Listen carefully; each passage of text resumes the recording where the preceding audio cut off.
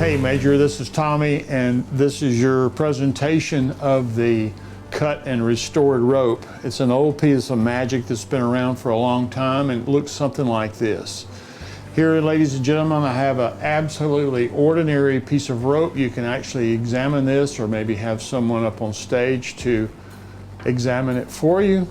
And the idea here is this, very simply, is to take a piece of rope, and we will actually take and cut the rope right in the middle so that when we do, there will be two pieces exactly the same length. Now watch closely, because when I take and I cut the rope in about the middle, let me get my scissors, you'll notice that on cutting the rope now is exactly two equal lengths. Well, almost. But being a magician, I can take those two pieces and stretch them just a little bit and make them two equal lengths, like so. Now, here's the idea behind this trick. You see, if I cut the rope into two pieces and then I tie them together back into a knot, then, well, the rope is completely restored, right? Well, not quite, although the knot does seem to get in the way. But if I don't like the knot, I just simply slide it down to a new location. Or if I don't like the knot there, I can actually slide it to a completely different location. And unusually, you might never know this, but you can actually take the knot and slide it completely off of the rope and be back with one piece of rope and completely restored. The cut and restored rope. Major, this is the tutorial for the cut and restored rope. Now you'll notice that to be really effective, you need to have a black background or a dark background so that you have good contrast between the rope and your clothing.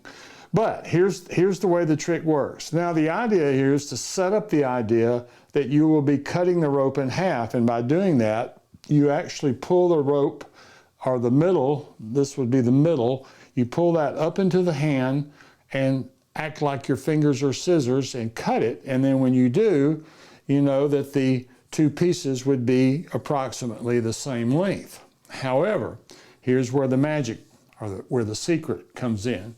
When you actually take the middle of the rope from here, you want to hold the rope not with your fingers, but just let that rope rest on top of your index finger and your thumb as you hold the other ends. And so you drop one of the pieces in the course of bringing this up, but notice what's happening at the back side when I grab the rope. I take, and let's start from the beginning. I take the rope here, I say we're going to cut the rope into two pieces.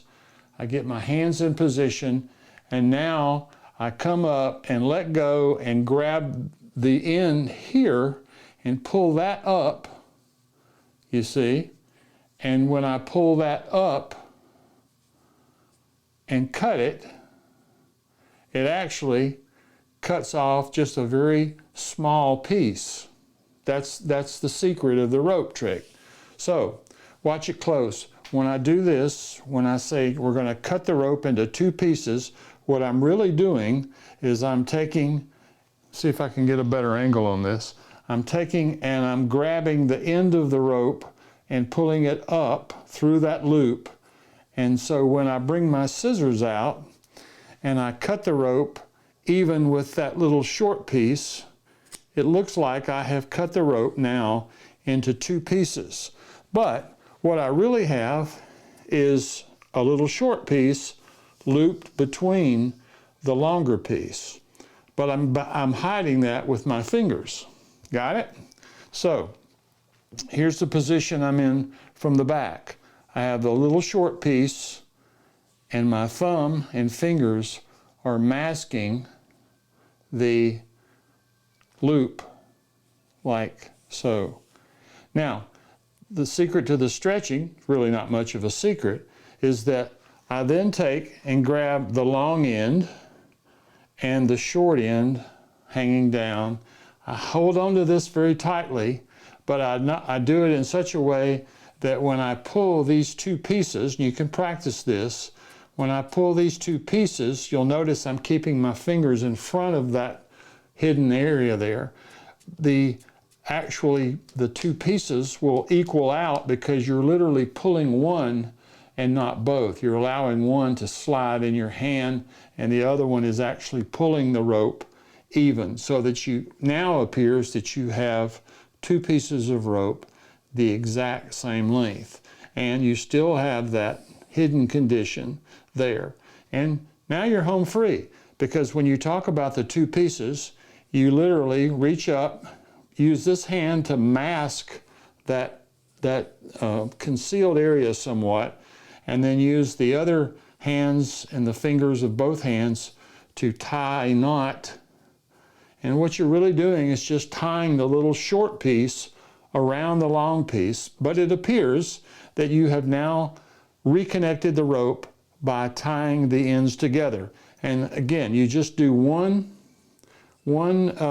overhand knot. Don't try to do two, because sometimes you won't have enough rope to do two, and two kind of looks funny. It doesn't look like a real knot.